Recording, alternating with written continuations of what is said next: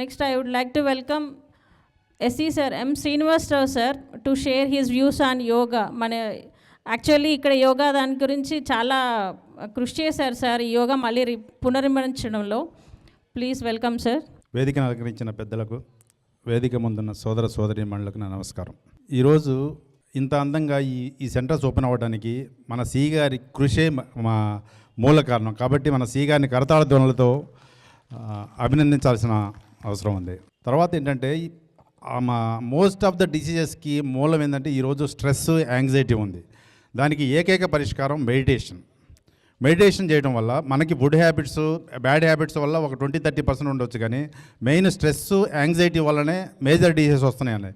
కాబట్టి దానికి మెడిటేషన్ ద్వారానే పరిష్కారం. అలానే పిరమిడ్ మెడిటేషన్ అన్నది దాదాపు 3 to 4 times మామూలు మెడిటేషన్ కంటే ఎఫెక్టివ్గా ఉంటుంది. కాబట్టి దీన్ని ప్రతి ఒక్కళ్ళు యూజ్ చేసుకోవాలి. పర్సనల్ ఎక్స్పీరియన్స్ ఒకటి చెప్తాను. మెడిటేషన్ నాకు అలవాటు ఉంది, అలాగని మీలాగా డెడికేటెడ్గా రోజు చేస్తాను కాదు, బట్ మెడిటేషన్ చేస్తాను నేను. నాకు ఒక 3 years బ్యాక్ హార్ట్ ప్రాబ్లం వచ్చింది. హార్ట్ మైల్డ్ స్ట్రోక్ లాగా వచ్చింది. వెంటనే కేర్ హాస్పిటల్కి వెళ్ళాను. కేర్ హాస్పిటల్కి వెళ్తే అక్కడ ఈసీజీ 2D ఎక్కువ తీశారు. 2 blocks ఉన్నాయి. అబౌట్ టు ఆపరేట్, 2 stents వేయాలన్నది డిసైడ్ అయిపోయారు. కాకపోతే ఈ లోపల మెడికల్ టెస్ట్ వచ్చేసి నాకు హిమోగ్లోబిన్ అన్నది బాగా తక్కువ ఉంది, కాబట్టి ఆపరేషన్ చేయకూడదు అని చెప్పి ఒక 10 రోజులు పోస్ట్పోన్ చేశారు.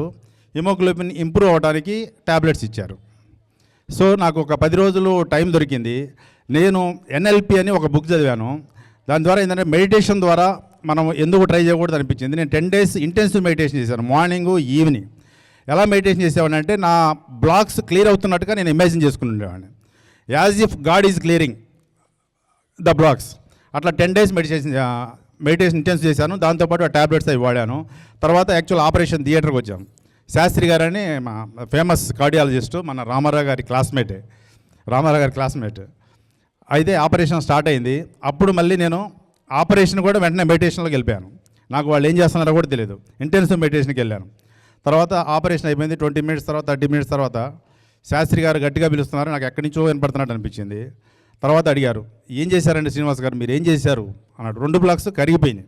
నేను ఈ రోజు వరకు నేను ఎవరితో షేర్ చేసుకోలేదు. షేర్ చేసుకున్నా అది ఈరోజు మెడిటేషన్ కాబట్టి ఈరోజు షేర్ చేసుకోవాలనిపించింది. 2 blocks క్లియర్ అయిపోయినాయి. దానికి మెడిటేషన్ కారణమా లేదా అన్నది నేను 100% చెప్పలేను, కానీ వాళ్ళు డాక్టర్సే మిరకిల్ అన్నారు కాబట్టి నేను చెప్పాల్సి వచ్చింది. శాస్త్రి గారే ఫేమస్ కార్డియాలజిస్ట్, ఇది పెద్ద మిరకిల్ అండి, ఏం చేశారు నాకు చెప్పండి, ఏం చేశారు అన్నాడు. కాబట్టి మెడిటేషన్ అన్నది మీరు ఎలాంటి ప్రాబ్లం అయినా క్యూర్ చేసుకోవచ్చు. దాంతోపాటు దీని మీద ఒక పెద్ద బుక్కే ఉంది ఇంగ్లీష్లో, NLP, న్యూరో లింగ్విస్టిక్ ప్రోగ్రామ్ అని. మనం కనుక ఎంతోమంది డాక్టర్ల చేతులు ఎత్తేసినా కూడా క్యాన్సర్ నుంచి బయటపడ్డ వాళ్ళు కూడా ఉన్నారు. అలా ఎన్నో ఎగ్జాంపుల్స్ ఉన్నాయి. దాన్ని కనుక దాన్ని అవగాహన పెంచుకొని ఏ రకంగా అయితే, ఎందుకంటే మన సబ్కాన్షియస్ మైండ్ అన్నది ఒక ఇన్ఫైనైట్ ఇంటెలిజెన్స్, అది క్యూరింగ్ కెపాసిటీ దానికి ఎంతో ఉంటుంది. దాన్ని ఉపయోగించుకొని మనం ఏదైనా క్యూర్ చేసుకోవచ్చు. ఎందుకంటే క్యాన్సర్ నుంచి బయటపడ్డారు, డాక్టర్లు చేతులు తీసిన కూడా భయపడ్డారంటే మెడిటేషన్కి చాలా పవర్ ఉంటుంది. అట్లీస్ట్ 5 to 10 minutes రోజు, ఎక్కువ టైం అని కాదు, 5 to 10 minutes నుంచి మొదలు పెట్టండి. తర్వాత మీరు ½ an hour, 1 hour వదిలిపెట్టలేరు. అట్లీస్ట్ ప్రతి ఒక్కళ్ళు ఒక 5 minutes అన్నా స్టార్ట్ చేయండి. Thank you very much for this give.